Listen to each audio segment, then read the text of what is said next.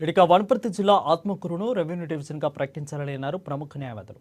జిల్లా కేంద్రంలోని స్థానిక బార్ అసోసియేషన్లో సమావేశం ఏర్పాటు చేశారు. దీనిపై స్థానిక ఎమ్మెల్యే వాకిటి శ్రీహరి, మంత్రి పొంగులేటి దృష్టికి తీసుకెళ్తామని అన్నారు. అయితే ఇక ఇప్పటికైనా ప్రభుత్వం స్పందించి రెవెన్యూ డివిజన్ ఏర్పాటు చేయాలని అన్నారు. కార్యక్రమంలో సీనియర్ న్యాయవాదులు వై తిప్పారెడ్డి, నారాయణ గౌడ్, జికే రాములు, అశోక్ కుమార్, ముక్తేశ్వర్ పాల్గొన్నారు.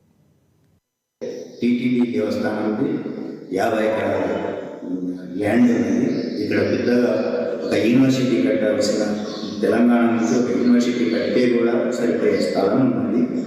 మరి దూరాల ప్రాజెక్ట్ ఉన్నది, ఇది ఉన్నది. దాంట్లో కోర్టు ఉన్నది.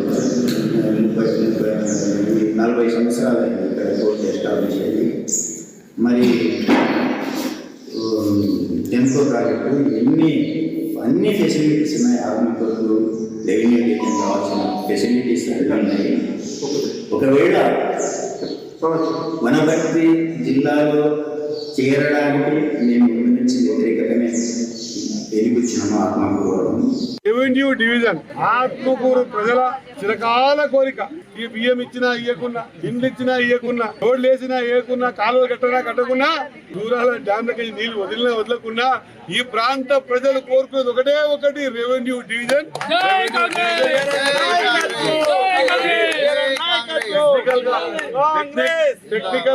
టెక్నికల్ గా సరే ఏదో పెబ్బేరు వచ్చింది ఇస్తున్నారని చెప్పేసి కొంత కమ్యూనికేషన్ జరిగింది అంటా ఉన్నారు. ఆత్మకూరు వాళ్ళందరూ కూడా పరిస్థితులు బాగాలేవు, మేము వనపర్తికే పోలేము, 40 కిలోమీటర్ల నుంచి బాధపడతా ఉంటే 60 కిలోమీటర్ డిస్టెన్స్ ఉన్న పెబ్బేరు పోవడం అది అసాధ్యం. ఖచ్చితంగా ఈ విషయాన్ని కన్సర్న్ మినిస్టర్ గారైనటువంటి పొంగులేటి శ్రీనివాసరెడ్డి గారికి ఈ 3-4 రోజులు ఎక్కడ ముఖ్య నాయకులను తీసుకెళ్లి ఈ వివరించి ఖచ్చితంగా ఎలిజిబుల్ పెబ్బేరు ఉందా లేదా, మేము పెబ్బేరు మీద వ్యతిరేకం కాదు.